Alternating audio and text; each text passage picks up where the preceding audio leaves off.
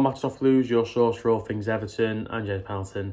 I'm here today to talk about our game this weekend against Arsenal. Grand National Saturday. Everton are hosting the Gunners. It's going to be a tough game for sure. Arsenal are obviously have got a bit of a full-on chase for the league, I think, but I would imagine they're all about just trying to secure second place and going all in on the Champions League. They've got a huge game next week against Real Madrid to be a good watch, I'd think.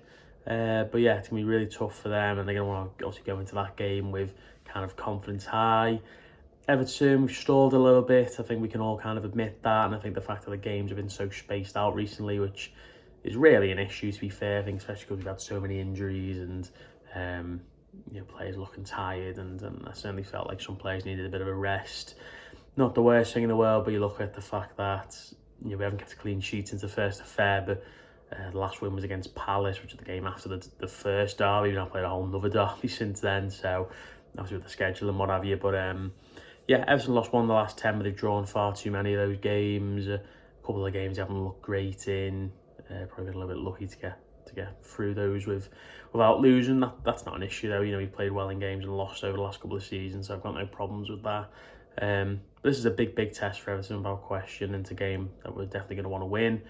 Arsenal, on the other hand, I think they're unbeaten in 4. I'd say the league's probably gone, but they'll want to just make sure they get second place at worst, and then see what they can do in Europe, as I say. So I watched moments of the game against Chelsea, they kind of edged by them. A bit lucky against Fulham in terms of Fulham missed a great chance at 2-0, then they did score to make it 2-1.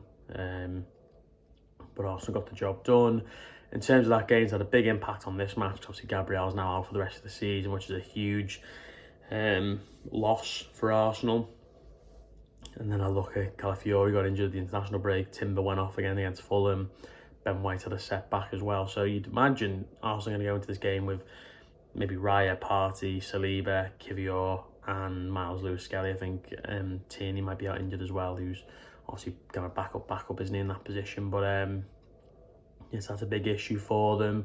Longer term absentees, Jesus, Havertz, they're obviously not going to be playing. Saka is back. Will he start this game? I'd imagine he'd probably come off the bench to see if he can get more minutes than he did the other night and see if he's ready for Real Madrid. But obviously, Ethan Nwaneri's played there this season. He looks really good and super impressive, such a young player. So Saka or no Saka, there's still going to be a threat on that right side. Obviously, Martinelli's back, doing okay at the minute. So yeah, it's interesting.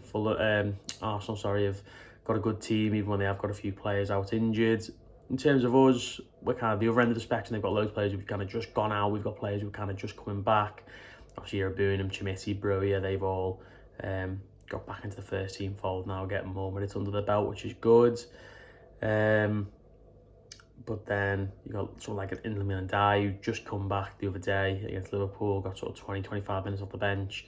I'd love to see him get more minutes on the weekend, but obviously we want to kind of ease him in, not get him injured again before the end of the season. So I'd imagine he'll probably be on the bench again for the weekend. And then Dwight McNeil and Calvert-Lewin seem a little bit further off. Real nightmare how long they've both been out injured for, particularly McNeil, because it seems so innocuous when he went out in December. Now we're talking early April here. It's pretty much 4 or 5 months since he last played. So obviously, hopefully he'll be getting closer. But I imagine we're not going to have anyone back who wasn't back for the derby the other night. But as I say, we've certainly got a decent enough team, and I think we can give Arsenal a game. We've even in games when we haven't played particularly well.